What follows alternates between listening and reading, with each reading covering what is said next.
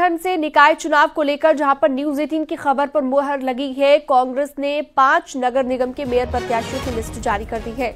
इन नामों को न्यूज 18 ने प्रमुखता से दिखाया था। ऋषिकेश से दीपक जाटव मेयर के उम्मीदवार हैं। हरिद्वार से अमरीश बालियान मेयर के कैंडिडेट होंगे। रुड़की से पूजा गुप्ता को मेयर उम्मीदवार बनाया गया है, जबकि रुद्रपुर से मोहन खेड़ा को कैंडिडेट घोषित किया गया। अल्मोड़ा से भैरव गोस्वामी को टिकट मिला है। सुनील और प्रभात इस पर ज्यादा जानकारी देंगे। सुनील, लगातार न्यूज 18 जिन नामों को लेकर बात कर रहा था, सूत्रों के हवाले से जो जानकारी दी जा रही थी, अब उस खबर पर मुहर लगी। देखिए, बिल्कुल बीजेपी ने पहले न्यूज 18 ने पहले बीजेपी कैंडिडेट की संभावित सूची जारी की थी। आपने देखा कि बीजेपी ने तत्काल बाद अगर 6 कैंडिडेट की लिस्ट जारी की तो वही कैंडिडेट थे जिनकी न्यूज 18 ने पहले ही घोषणा कर दी थी। इसके साथ साथ कांग्रेस की भी हमने बताया था कि कांग्रेस कुछ देर में अपने 5 और नए कैंडिडेट की घोषणा कर सकती है, और जो नाम हमने दिए थे कांग्रेस की जो लिस्ट अभी ऑफिशियल लिस्ट जारी हुई है वो इन 5 के 5 नाम पर मुहर लगाती है। तो न्यूज 18 लगातार अपनी दर्शकों की उम्मीदों पर खरा उतरा है, और हमने पल पल की अपडेट से अपने दर्शकों को ये जानकारी भी दी है। और अभी हम देख रहे हैं तो कुल मिलाकर जो कांग्रेस है, कांग्रेस अभी तक 8 नगर निगमों में अपने कैंडिडेट घोषित कर चुकी है। 3 नगर निगम श्रीनगर, हल्द्वानी और काशीपुर में बीजेपी कांग्रेस बहुत पहले ही अपने कैंडिडेट घोषित कर चुकी थी, और अब सेकेंड लिस्ट में 5 और कैंडिडेट घोषित कर दिए गए हैं। जी ठीक है, बहुत शुक्रिया विस्तार से जानकारी देने के लिए आपका। सुनील प्रभात।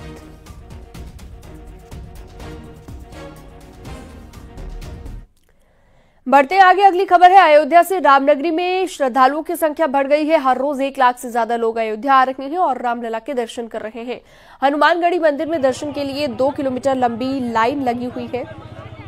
लोगों को 2-2 घंटे तक लाइन में इंतजार करना पड़ रहा है। अनुमान यह है कि साल के पहले दिन भीड़ और ज्यादा बढ़ सकती है। श्रद्धालुओं की सुरक्षा को ध्यान में रखते हुए अयोध्या पुलिस ने मोर्चा संभाल लिया है। खुद एसएसपी ग्राउंड 0 पर उतरे। आप देख रहे हैं जनपद अयोध्या जी में काफी संख्या में श्रद्धालुगण आ रहे हैं। इसी के दृष्टिगत मुख्यालय से हमको अतिरिक्त पुलिस बल प्राप्त हुआ, जिनको लेकर के हमारे द्वारा एक सुरक्षा व्यवस्था तैयार की गई है, जिसमें मेनली हमारी सुरक्षा व्यवस्था, भीड़ नियंत्रण और यातायात व्यवस्था पर फोकस किया गया। सभी उनमें हमारे सीनियर राजपत्रित अधिकारियों के नेतृत्व में पुलिस बल तैनात किया गया ताकि सुगमतापूर्वक सब दर्शन कर सकें। अवकाश के दिनों में नए साल के पहले रामनगरी में आस्था का सैलाब उमड़ पड़ा है। हम जिस जगह मौजूद हैं ये हनुमानगढ़ी का चौराहा कहा जाता है, और यहाँ से अगर आप बात करें तो कोतवाली की तरफ लगभग 1 किलोमीटर लंबी लाइन इधर है और 1 किलोमीटर लंबी लाइन भगवान के दरबार यानी कि हनुमानगढ़ी मंदिर तक है। हनुमानगढ़ी के इस पूरे परिसर में बाकायदा करीब 2 किलोमीटर लंबी लाइनें हैं, और यहाँ पर लोग कतार में दर्शन के लिए इंतजार कर रहे हैं। बहुत से लोग हैं, काफ़ी देर से हैं। सर, कहाँ से हैं आप? जी, मैं पटना से। कितनी देर से लाइन में लगे? आधे घंटा हो गए।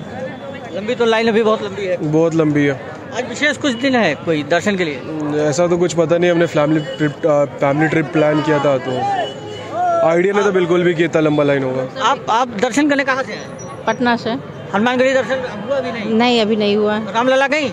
नहीं, अभी जब यही इतनी लाइन है तो क्या लग रहा है? नहीं, अभी तो नहीं जा पाए उधर। साल के पहले भगवान का दर्शन करने का कैसे मन में आ गया? बहुत अच्छा, खुशी हुआ सब। बच्चे हो, बड़े हो, हर कोई श्रद्धा में सराबोर है और आराध्य के दर्शन करना चाहता है। लगभग 2 किलोमीटर लंबी लाइन है और कतारबद्ध श्रद्धालु अपने आराध्य के दर्शन के लिए लाइन से बाकायदा दर्शन क्रम में हनुमानगढ़ी परिसर की तरफ जा रहे हैं। सहयोगी सर्वेश के साथ निमित गोस्वामी, न्यूज 18 अयोध्या। अयोध्या में नए साल और रामलला की प्राण प्रतिष्ठा की पहली वर्षगांठ पर सभी होटल बुक हो चुके हैं, और इसके साथ ही प्रयागराज में होने वाले महाकुंभ को लेकर भी लोग अयोध्या पहुंचने वाले हैं। होटल, धर्मशाला फुल हो गए हैं। फूलों की डिमांड भी बढ़ने लगी है। मंदिरों में पूजा अर्चना को लेकर फूलों की डिमांड बढ़ गई है, तो सजावट को लेकर भी फूलों की जरूरत है।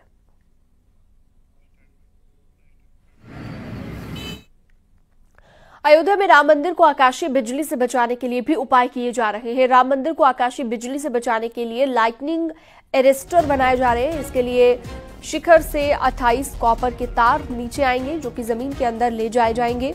राम मंदिर निर्माण समिति के चेयरमैन नृपेंद्र मिश्रा ने बताया कि राम मंदिर को लाइटनिंग स्ट्राइक से बचाने के लिए ये प्रबंध किए जा रहे हैं।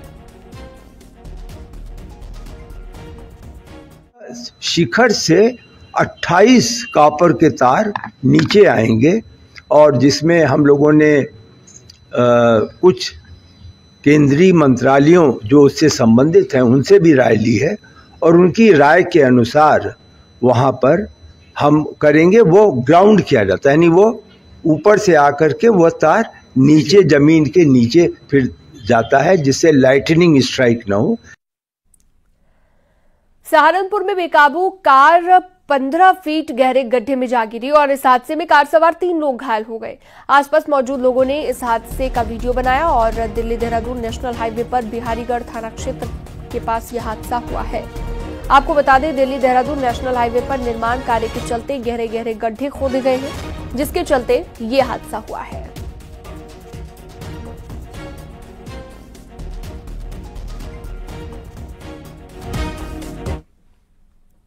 हरदोई में भीषण सड़क हादसे में एक की मौत हो गई है, वहीं 4 लोग घायल हो गए हैं। घटना पारसोला गांव के पास की बताई गई।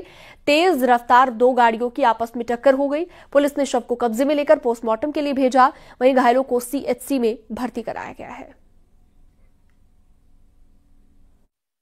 परसोला बिलग्राम कन्नौज मार्ग की घटना है। आज सुबह यहां एक सीएनजी ऑटो और एक ट्रैक्टर के बीच आमने सामने से टक्कर हो गई, जिससे सीएनजी ऑटो में सवार 4 लोग घायल हो गए तथा एक व्यक्ति की दुखद मृत्यु हो गई है। सभी घायलों को समुचित इलाज के लिए हॉस्पिटल रवाना कर दिया गया है। उनके साथ हमारी पुलिस टीम भी है जो बेहतर इलाज में समन्वय कर रही है। मृतक को मर्चरी भेज दिया गया है। ऑटो और ट्रैक्टर को थाने पुलिस द्वारा कब्जे में लेकर थाने पहुंचाया गया है। प्रकरण में अनावश्यक वैधानिक कार्रवाई प्रचलित है।